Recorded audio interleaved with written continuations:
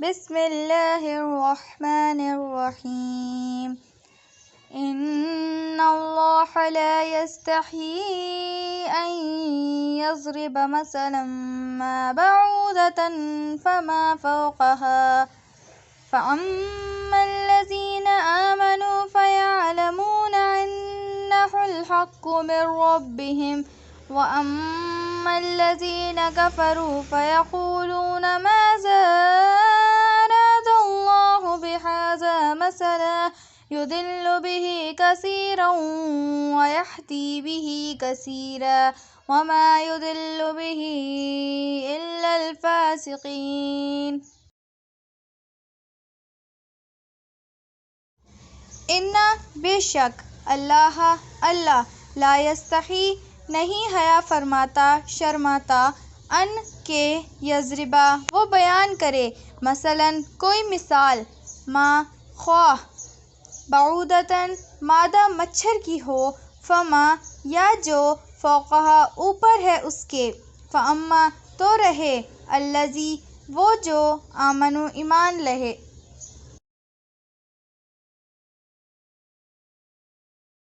فیعلمون پس وہ علم رکھتے ہیں انہو کہ بے شک وہ حق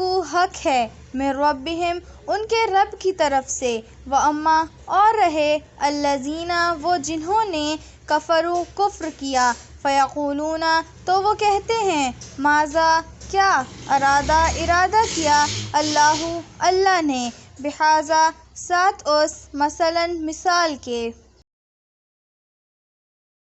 یضلو وہ گمراہ کرتا ہے بہی ساتھ اس کے کثیرن کثیر تعداد کو ویہدی اور وہ ہدایت دیتا ہے بہی ساتھ اس کے کثیرن کثیر تعداد کو وما اور نہیں یضلو وہ گمراہ کرتا بہی ساتھ اس کے الا مگر فاسقوں کو ان اللہ لا یستحیی ان یضرب مثلا ما بعودة فما فوقها فأما الذین آمنوا فیعلمون انہ الحق من ربهم وأما الذین کفروا فیقولون ماذا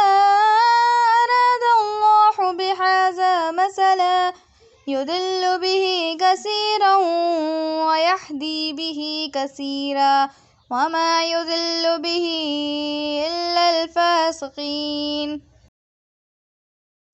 ترجمہ یقیناً اللہ تعالیٰ کسی کی مثال بیان کرنے سے نہیں شرماتا خواہ مچھر کی ہو یا اس سے بھی ہلکی چیز کی ایمان والے تو اپنے رب کی جانب سے صحیح سمجھتے ہیں اور کفار کہتے ہیں کہ اس مثال سے اللہ نے کیا مراد لی ہے اس کے ذریعے بیشتر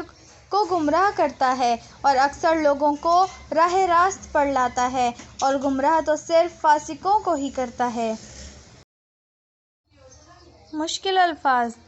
تمثیل تشبیہ مثال یا پھر ملتا جلتا ممثل بھی ممثل لہو سبجیکٹو کنڈیشن داخلی کیفیت زیغ کجی تیڑھ فساد الٹپ ہونا فضول میں ہونا تعدی تکبر سرکشی بہتوں کو بہت سوں کو یا پھر بہت زیادہ لوگوں کو اعتراضات اعتراض کی جمع اعلیٰ متکلم کلام کرنے والا بات کرنے والا مطابقت اور مناسبت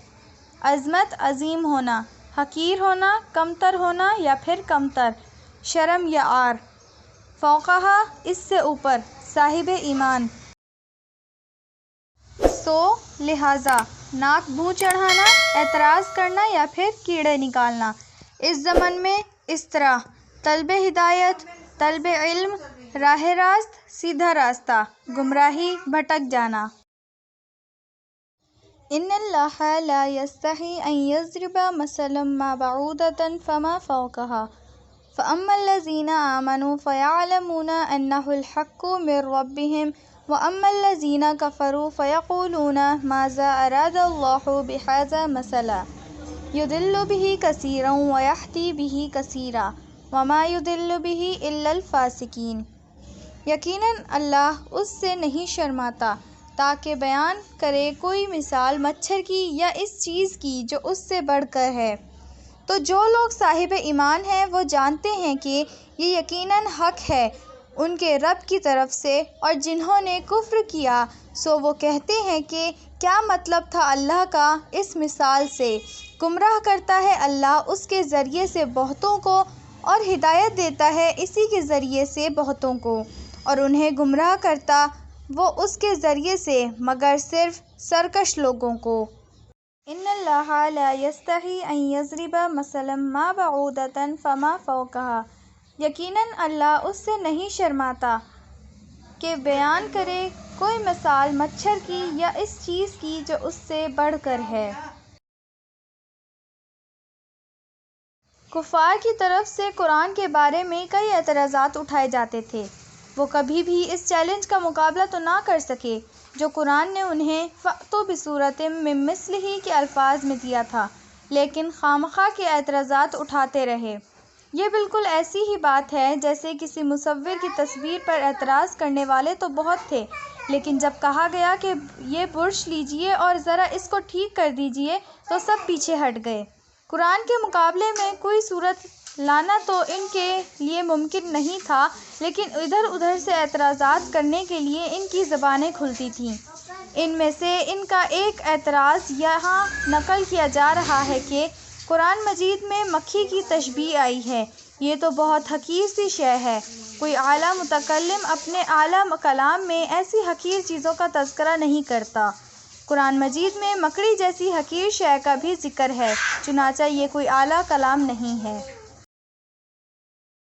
یہاں اس کا جواب دیا جا رہا ہے، دراصل تشبیہ اور تمثیل کے اندر ممثل لہو ممثل بہ میں مناسبت اور مطابقت ہونی چاہیے، یعنی کوئی تمثیل یا تشبیہ بیان کرنی ہو تو جس شے کے لیے تشبیہ دی جا رہی ہے اس کے مطابقت اور مناسبت رکھنے والی شے سے تشبیہ دی جانی چاہیے۔ کوئی شے اگر بہت حقیر ہے تو اسے کسی عظمت والی شے سے آخر کیسے تشبیہ دی جائے گی؟ اسے تو کسی حقیر شے ہی سے تشبیہ دی جائے گی تو تشبیہ کا اصل مقصد پورا ہوگا۔ چنانچہ فرمایا کہ اللہ تعالیٰ کے لیے یہ کوئی شرم یا عار کی بات نہیں ہے کہ وہ مچھر کی مثال بیان کرے یا اس چیز کی جو اس سے بڑھ کر ہے۔ لفظ فوقہا اس سے اوپر میں دونوں معنی موجود ہیں، یعنی کمتر اور حقیر کا ہونے میں اس سے بھی بڑھ کر، یا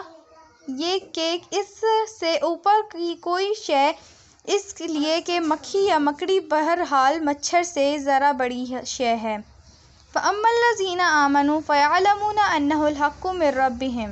تو جو لوگ صاحب ایمان ہیں وہ جانتے ہیں کہ یہ یقیناً حق ہے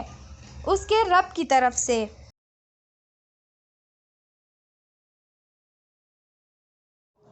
وَأَمَّا الَّذِينَ كَفَرُوا فَيَقُولُونَ مَاذَا أَرَادَ اللَّهُ بِهَٰذَا مَثَلًا، اور جنہوں نے کفر کیا سو وہ کہتے ہیں کہ کیا مطلب تھا اللہ کا اس مثال سے۔ حق کے منکر ناک بو چڑھا رہے ہیں اور اعتراض کر رہے ہیں کہ اس مثال سے اللہ نے کیا مراد لی ہے۔ اس ضمن میں اگلا جملہ بہت اہم ہے، یضل بہ کثیرا ویہدی بہ کثیرا، گمراہ کرتا ہے اللہ تعالیٰ اس کے ذریعے سے بہتوں کو اور ہدایت دیتا ہے اسی کے ذریعے سے بہتوں کو۔ ان مثالوں کے ذریعے اللہ تعالیٰ بہت سوں کو گمراہی میں مبتلا کر دیتا ہے اور بہت سوں کو راہ راست دکھا دیتا ہے۔ معلوم ہوا کہ ہدایت اور گمراہی کا دار و مدار انسان کی اپنی داخلی کیفیت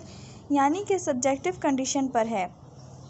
آپ کے دل میں خیر ہے، بھلائی ہے، آپ کی نیت طلب ہدایت اور طلب علم کی ہے تو آپ کو اس قرآن سے ہدایت مل جائے گی، اور اگر دل میں زیغ ہے، کجی ہے، نیت میں ٹیڑھ اور فساد ہے تو اسی کے ذریعے سے اللہ آپ کی گمراہی میں اضافہ کر دے گا۔